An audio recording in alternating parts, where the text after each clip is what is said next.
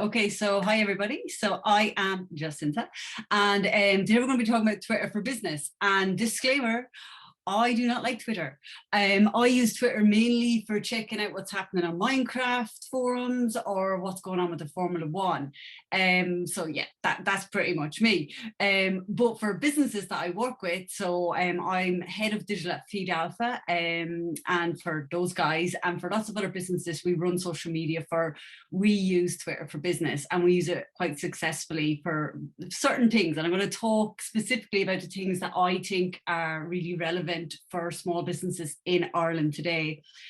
So yeah, let's jump in. If you have any questions, please ask me. I really miss in-person events where I can actually make eye contact with people and see that they're kind of getting what I'm saying and bounce stuff back and forward. So yeah, bear with me if I kind of stop for a minute and just wait for somebody to say something. Just shout out at me or just pop something into the chat, okay? Okay, so the first thing with Twitter is, particularly as a social media platform, is it's very much about the people that are over there rather than businesses. And you will see a lot of businesses use it quite successfully, but they're quite personalized and they make things quite fun and they connect with people. So if you are going into using Twitter for your business, one of the things I'll say, if you want it to be super successful for you, is you need to have either somebody else running it for you, or you need to put aside a good bit of time to do those personal connections with people. So let's go.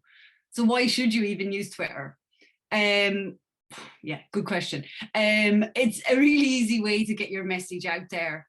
Short, snappy way to get your business seen.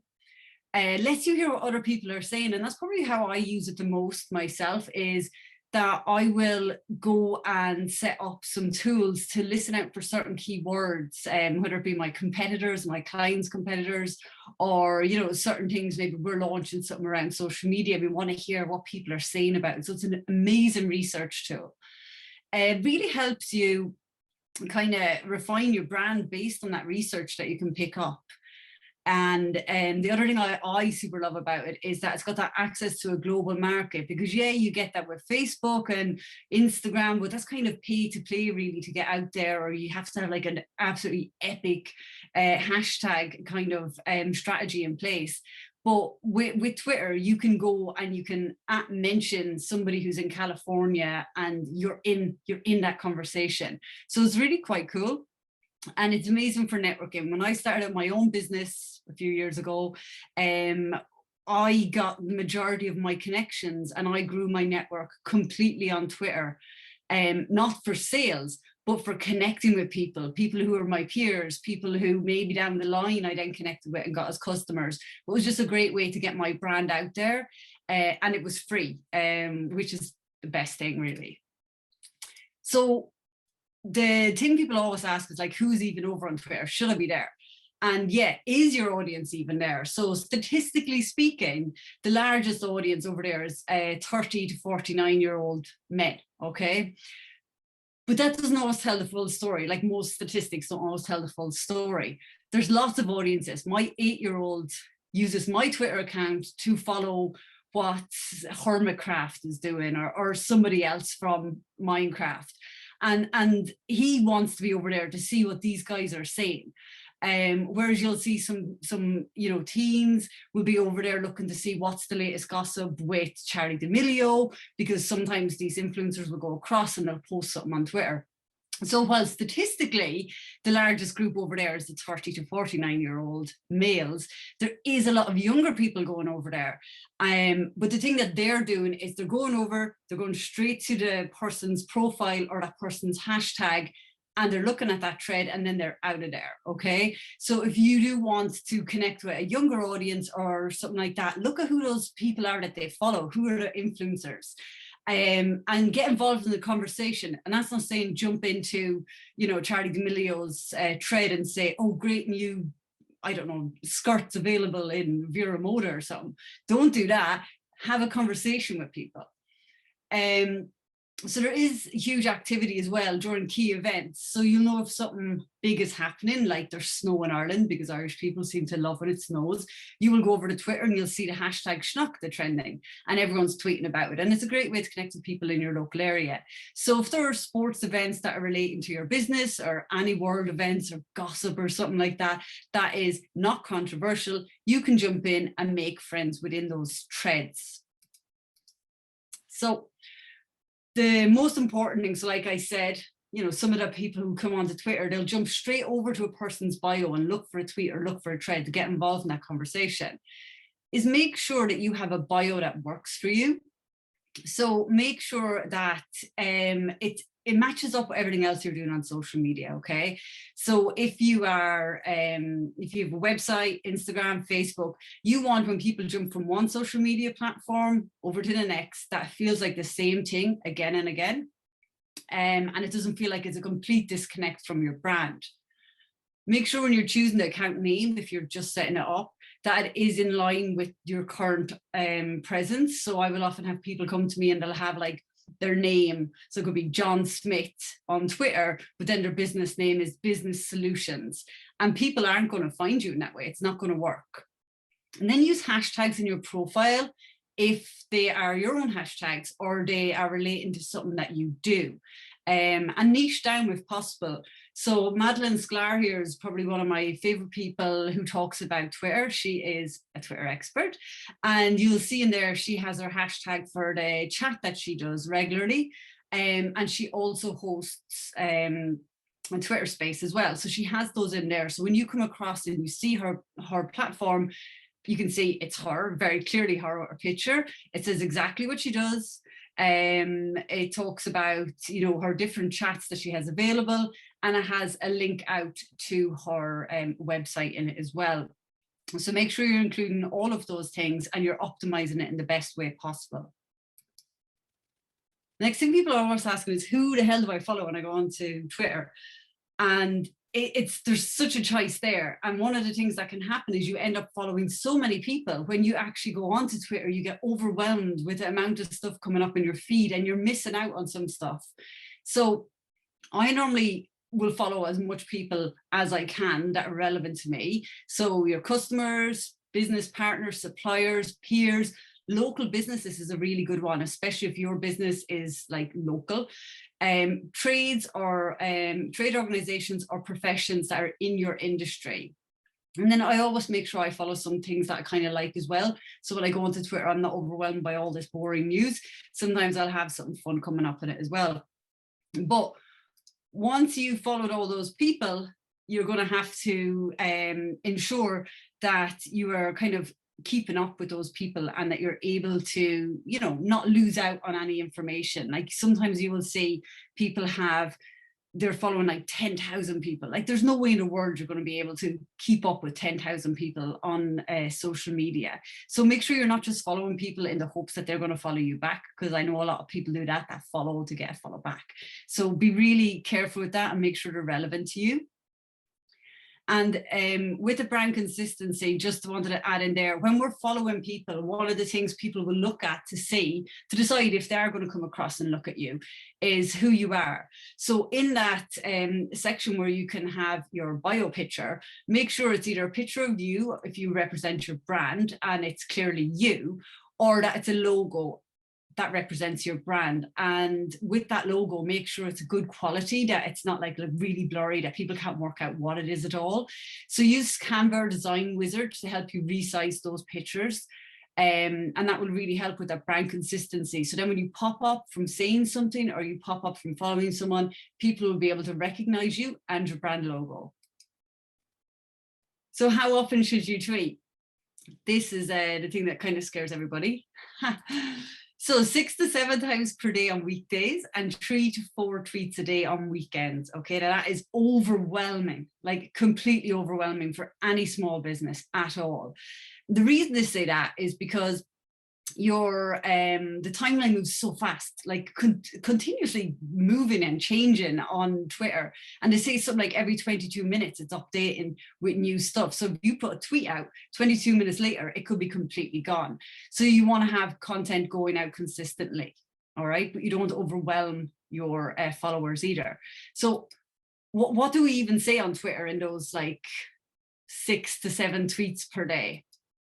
So before you decide what you're going to say, I always bring it back to my favorite slide for all my presentations, which is setting your objectives for your business, okay?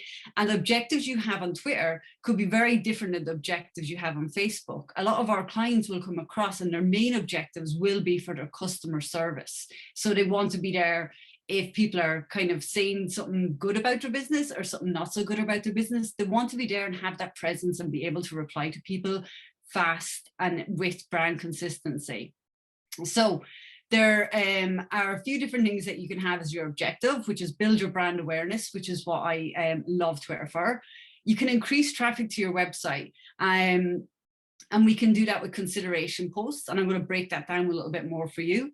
It could be that you want to boost conversions or sales. Now, if you are a B2C brand, so say for example you're selling skincare, it might not be the best platform for helping you sell like 1 or 2 products, but it might be a good one for you to connect with a buyer who will buy 1,000 products for their shops rather than just 1 or 2 products. Is it to generate leads, deliver customer service, or manage the brand reputation?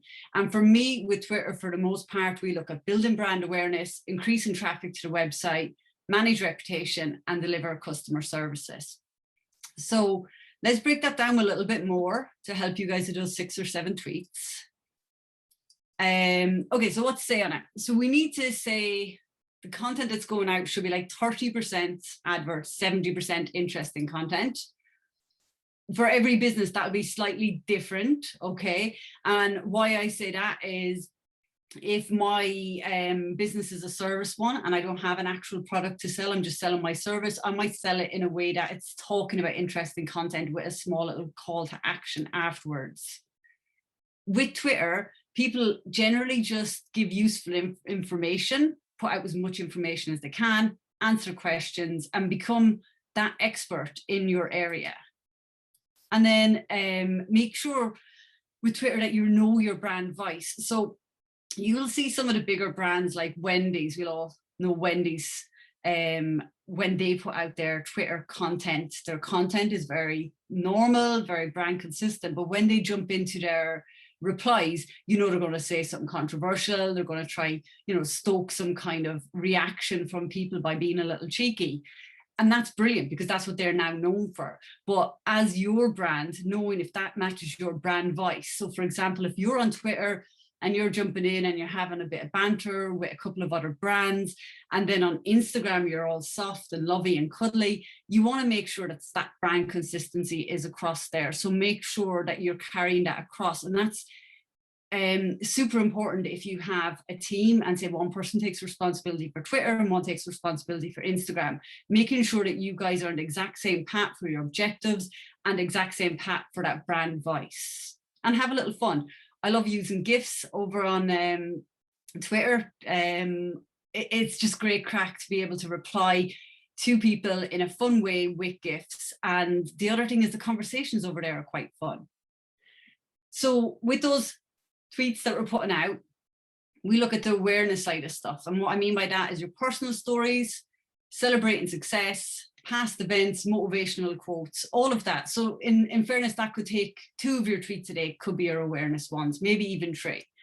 And what that can look like is simple us throwing balls on each other in work, a little bit of recognition from Twitter Business sending us out some content, celebrating a success that we were finalists in a digital campaign. And then just my kid, isn't he so cute? Look at that face.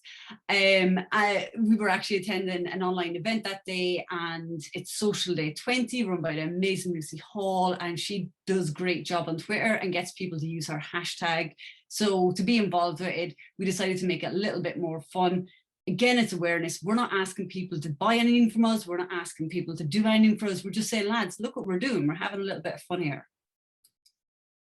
Consideration is probably one of my favorite ones because you can put so much value into this to show that you're an expert. And that's really what Twitter's about, is showing that you're an expert in your area and you're somebody they should be connecting with.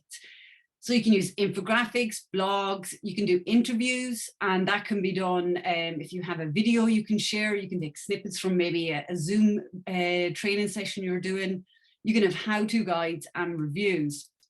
So what that looks like is this. So you've got your infographics broken down into different formats and quotes from within your blogs that will give information. All of these you'd want to link back to your website also to drive people back to that original content. With consideration, that can again sound overwhelming, but you can have 2-3 posts coming from that. But I have a way to make it easy. So before I worked with Feed Alpha, I had my own business called The Social Network. And one of my biggest things was putting out content was I could never find good content. So I was introduced to the guys at Feed Alpha. So I'm going to show you my secrets for running my 20 accounts right now on Twitter, okay? So in here, we have a feed of content, okay? So I go in here and I really simply type in up in this search button here, what the name of the business is or what the sector is. So maybe it could be baby sleep or it could be, you know, health, whatever. And it brings you up all the trending stories from the internet. And I can just click share or schedule and that puts that straight out, okay? So that's hint 1. I don't have to go looking because before this I used to have Google alerts pinging me all the time. And the next one is I go and I look for people who are really inspirational for me. So that would be like inspirational blogs that are adding value to me and to my customers. So that could be like HubSpot, it could be Social Media Examiner, Social Media Today, it could be Silicon Republic, anybody like that. You can then add in their link in here and it pulls in all of their content. So you just have to click to share it and you can add a little comment. So what that's doing is showing people that not only do you have your own great content that you share that gives value, but you read other people's content as well and you can add a little bit extra value to that. And then you've got your sales posts that you'll be putting out. So that could be the one post. So you've got your consideration, your awareness, and now you're putting out your sales post. And within that, you want to get across, you remember, and you have 208 characters in a tweet, unless you make a tweet thread, okay? You want to get across the most relevant information fast. Always have a call to action if it's a sales one. I like to use the Twitter sized image. I know that they've changed it and you can now use the square, but I'm a little bit old school. So for my really kind of important tweets, I'll resize my images to be Twitter size. And then tag allies. So if you have been using Twitter and you've been engaging with people, so say, for example, you're part of the local chamber, tag the local chamber in the photo as well, and they will see that you've put out a post. And if they think it's good, they will reshare it, which will be awesome. So for the very basic things that I know a lot of you probably already knows this, but this is a question I've had so many times at Twitter events, I just wanted to throw it in here. So there are 5 types of tweets, okay? So there's a simple tweet that goes out, which is just a message you send out to everybody, okay? And this can be your awareness, can be your consideration, can be your sales, but it doesn't have anybody else mentioned in it. For example, you can if you want, but it doesn't have to have anybody in it. It's just a simple tweet. The next one is a retweet. I use this one a lot. I love showing people that I support them. So in this one, all you're doing is click and retweet. You can retweet with a comment, or you can just retweet it as it is, like I have in this example. A reply. So if somebody has a thread going on, you just jump in and hit reply, put in your GIF, put in your picture, whatever it is. And then a mention, my little fella again. With this one, it's a little bit trickier, okay? So if the way you put out a mention, if you have somebody mentioned within your tweet, that tweet will just go into your normal thread that goes out from your stuff. But if you don't have anything, if you start your tweet with that person's name, so at the mumbo jumbo here, it will be on your timeline, okay, your personal timeline, and they will be tagged in it, but it won't show up for everybody else in a general feed. It'll be specifically in that timeline. So if you want to tag somebody or mention somebody, but you want everybody else to see that you've done it, make sure you put a character before you put in their mention, okay? So it's simple, but that is something that we get asked a lot. So I just wanted to throw that one in. Then hashtags is really huge on Twitter. Really important. Everybody uses them, and it's probably the most popular one for hashtags. You don't want to put too many hashtags in. I'd say 2 to 3 is enough.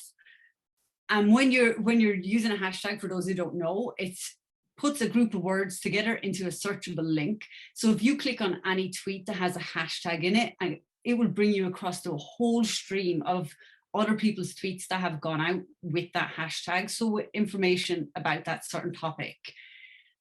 So it helps you keep track of conversations.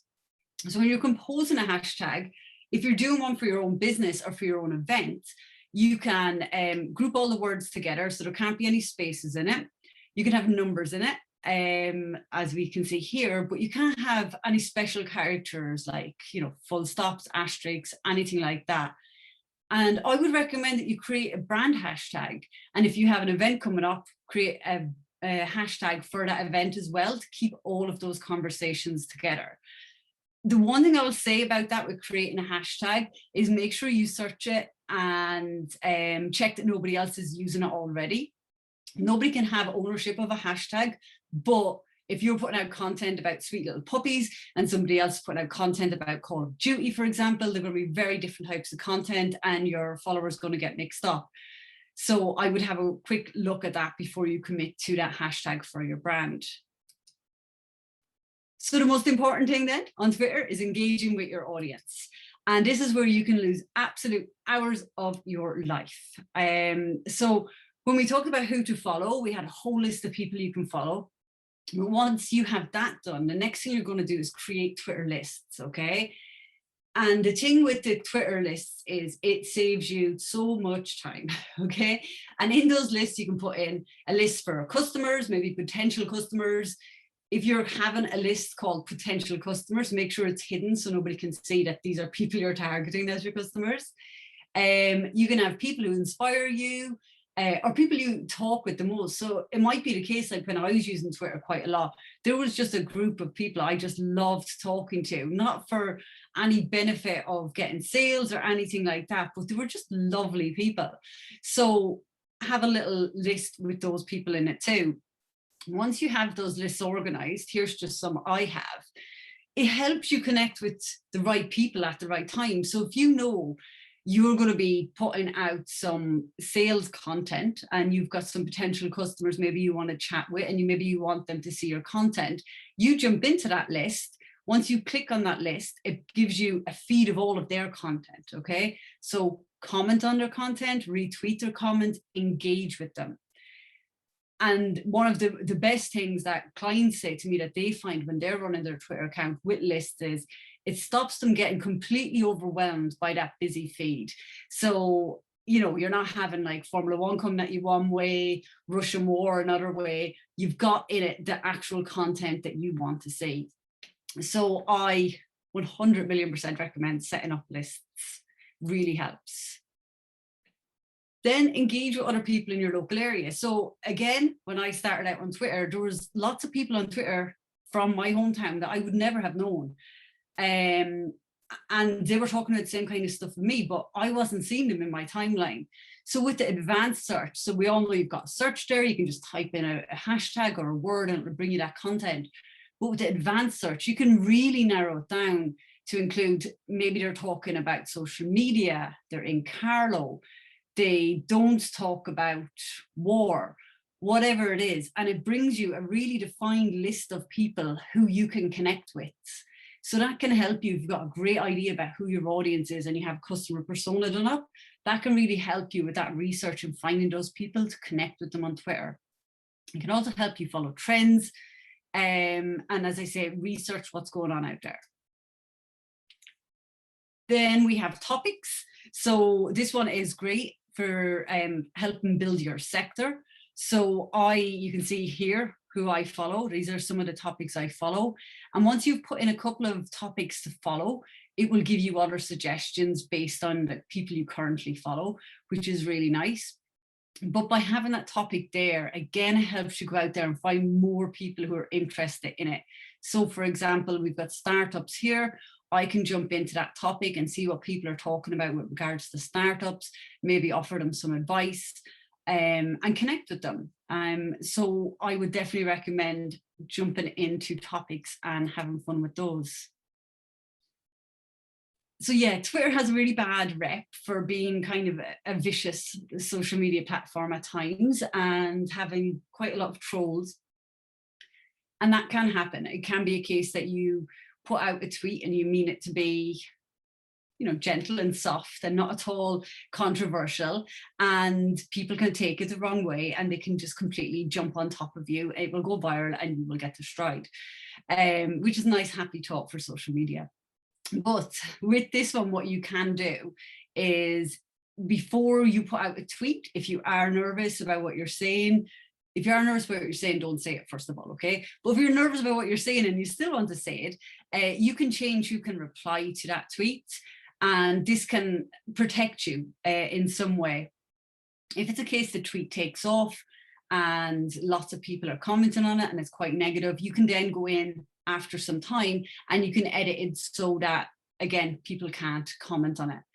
One of the things I'll say here is you can delete a tweet, you can delete your replies to people, but screenshots are forever. So, Twitter in particular is brutal. If you say something that isn't appropriate and doesn't represent your brand, deleting it is fine, but that might come back and haunt you one day. So the best thing to do is to not say it. And if you have to turn off your comments or stop people commenting on it, it mightn't be the best piece of content you're putting out. And then join the chat. Okay, so these are great crack all together, okay, but you have to have time for them, like super time for them. My favorite one would be Insta Hour, Content Hour. Women's Inspire is good. It's an Irish one. I'm not sure if it's still going, but there's so many other ones. Okay, Twitter Smarter as well. I think SEMrush have their own at the minute. Very good ones. What you have to do is go in, search their hashtag. So they'll have hashtag Irish Health Hour. Go into that hashtag and you'll see that conversation from everybody. So it could be like on a Wednesday evening between 8 p.m. and 9 p.m. all these people come together to talk about health, or they come together to talk about the benefits of Instagram or about County Louth, okay? And with those, you can connect with local businesses, you can connect with businesses further afield, and you can network. You can put out stuff saying, oh, well, actually, Francis, it's great to hear there that you're back on to Instagram. Did you know I have a free download on how to get the best hashtags for Instagram? So it's using those chats to grow your network and get a little bit about your business out there. One of the things not to do on those hours is to go in and say, hi, everybody, this is me and I'm selling you this. So just make sure you're approaching them as if you're going to network with people, not that you want to sell to people. So the next one I want to touch on, this is a super way to use Twitter, events. So as an attendee, and this is one example I've pulled in because it's my favorite example, we had Feed Alpha went to Lisbon for the Web Summit, and it was a really big thing, like thousands of people there, absolutely epic event. What we wanted to do was to get our name seen by other attendees. So what the organizers of events normally do is they have a hashtag for that event that you're to use, and they will put out information afterwards saying, these were the trending words, these were the most important things that were said at our event. And you can see Feed Alpha was in there. And how did we do that? We did that by engaging with the organizers, using their hashtag, but also using our own hashtag. So that gave us that kind of like, people are like, well, who's Feed Alpha? Let's go and have a look at what's going on over there. So as an attendee, you can connect with other attendees, you can connect with event organizers, but you can connect with people away from that event by being on Twitter as well. Because obviously with something like Web Summit, it was trending for quite a few days in Lisbon, in Ireland, in other countries also. So if your business name is trending alongside it, people are going to click across to see what is going on. Sometimes I don't get to go to events. Well, nobody gets to go to them right now, but sometimes when there are events on, I wouldn't be able to go to them, but I would take part in the Twitter chats just to kind of find out what was going on, because people at these events will take pictures of the speakers and say, oh, just listening to such and so, love this part of the event. And I'd connect with them and I'd ask questions. So what's the best thing that's happening? I wish I was there. And again, that's another great way to grow your network if it's a sector that your business would do well in. As an organizer, so this I think was from Carlo Chamber Award, we create a hashtag for attendees and ask them to use it. We encourage them to have conversations. So when people are up on the stage talking, they'd be like, oh, make sure you use the hashtag. I think it was Carlo21 or something.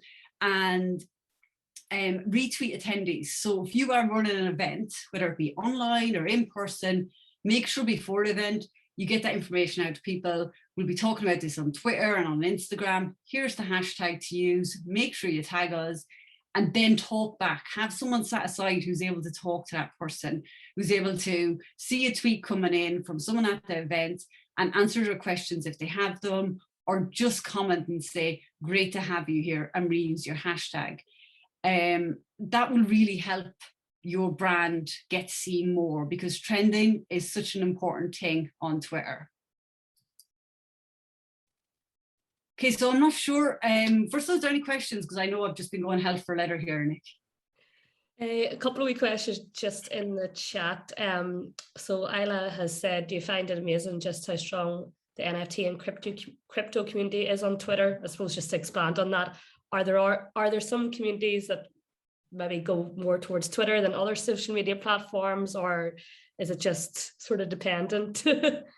Yeah, so, okay, yeah, crypto is huge over there, but it is huge on TikTok and it is huge on Instagram. And it really depends on where your timeline is sitting and what your followers or the people you're following is engaging with. The reason I'm guessing NFTs and crypto right now are doing so well over there is because a lot of the bigger guys, like Gary Vaynerchuk, for example, are retweeting the hell out of their stuff. So if Gary Vaynerchuk retweets somebody's new NFT collection, it sells out like that, okay? And you will see these people coming on with these brand new accounts. They've got 30 followers. Gary Vaynerchuk will retweet them and it shoots up in followers. Their whole collection is sold out.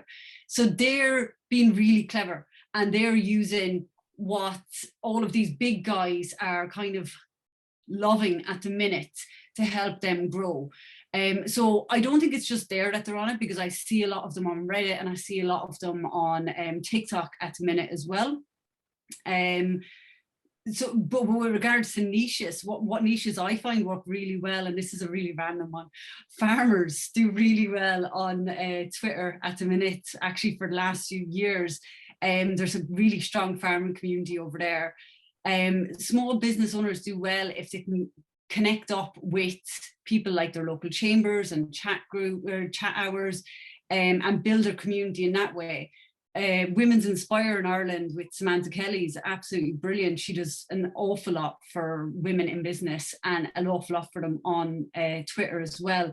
So she's definitely someone to check out. So is there just one niche over there? No, there's not just one niche at all. It's like with any social media, you get out of it what you put in. And, you know, the NFT stuff or the crypto and all that can be a little bit overwhelming, and you can get fed up of seeing it again and again. But just change who you're following, change who you're connecting with. Super. Yeah, and really interesting just what you were saying about the lists earlier. I did not know that existed on Twitter, so I'll be checking that out a bit later. Okay.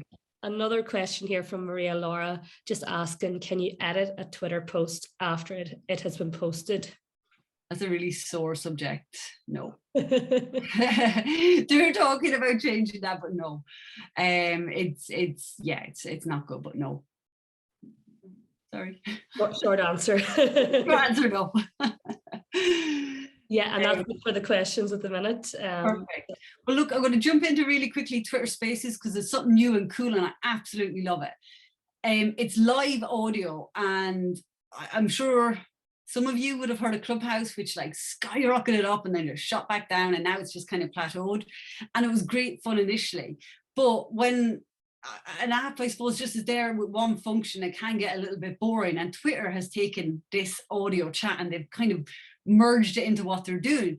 And so far it's been really good. Unlike their fleets, which was their version of stories, which died, this Spaces seems to be doing really well. And I really enjoy it. And again, I use it in a way where I'll jump in as another person's account or as my own account, and I'll listen to what people are saying. And it's just to get that brand awareness out there. You can use it yourself to start up your own space where you're talking about something you're an expert in. And if you're a bit nervous about that, you can get some of the co-hosts with you. So the thing about it is, you know, you don't have to do your hair, you don't have to do your makeup, it's just your voice. And it can be that you're lying on your sofa, having a chat with other people. It can be as simple as that, that you're just going on and talking about, okay, guys, today we are going to talk about how we water succulent plants to make sure they don't die, okay? It can be as simple as that, and get people involved. But what you need to do before you do it, how I use it is I listen to influencers. So I will jump in. If you're really interested in social media, there is a guy called Matt Navarra, and every Friday, I think it's at 3 o'clock, he has a Twitter space with one of his colleagues, and it's epic. And it's got like everything that's happened in the last week in social media, and like it's just amazing. You'd love it. Okay, so you can go in and listen to those guys and get inspiration. You can co-host with another expert, connect with other businesses, or create your own community. And again, I'll jump back to who I mentioned earlier, which is Samantha Kelly, Women's Inspire. She uses Spaces in that way to connect with other women in business. So when you're gonna go in if you want to set one up yourself to talk about your plants or whatever it is you're doing, make sure that you put in a description of what it is so people will know before they come in. Add tweets into it and tweet about it. So there's no point in it. And I suppose it will happen the first few times if you've got a small following that you'll jump in and you'll start your own space and you'll think, you know, everything's going to be awesome. Lots of people are going to come listen. Loads of people are online, and like there'll be tumbleweed. That happens, okay? Keep doing it, and tweet about it and talk to people and tell them this is what you're doing and get them involved in it. But the first few times you even tweet or you do a space, it might be a case that you don't get any reaction. You don't get anybody coming to your spaces, and that's absolutely fine. Just take it as it is. I had to do an awful lot of videos and an awful lot of social media stuff before anybody even said hello to me. So don't worry about it. We all go through it. So once you've got all that done, you're going to sit down and you're going to review what you've done. Now, Twitter's analytics isn't great, all right? It doesn't give you a lot of information. But what we want to look for is what content gets the most engagement. So what are the best tweets? Who's following us? Who's engaged with us? And are people taking actions on that content? And then most importantly, does that translate? If your objective is to get people across to your website or to get people to purchase from you, does that translate on your website and on Google Analytics? So here's an example of the bare basics of the analytics on Twitter. So you'll see it gives you an overview, how much you tweeted, how many times you were mentioned, if your followers increased. But then the most important thing I always look at is, you know, what were your top tweets? What are your top mentions? So by having a look at this, you'll be able to see, okay, so people really like this content that we're giving out that is linking back to a blog. So they like the top tips. So we'll increase that a little bit with our consideration posts. So knowing what works there will really help you. As I said, it's quite basics with analytics. So tools I use Twitonomy. It is awesome. It really helps you go in and see exactly what is being said on Twitter, not only on your account, and it doesn't just show you, like, it'll show you if there's accounts that are following you that are no longer active and you can remove them. So it really helps with that.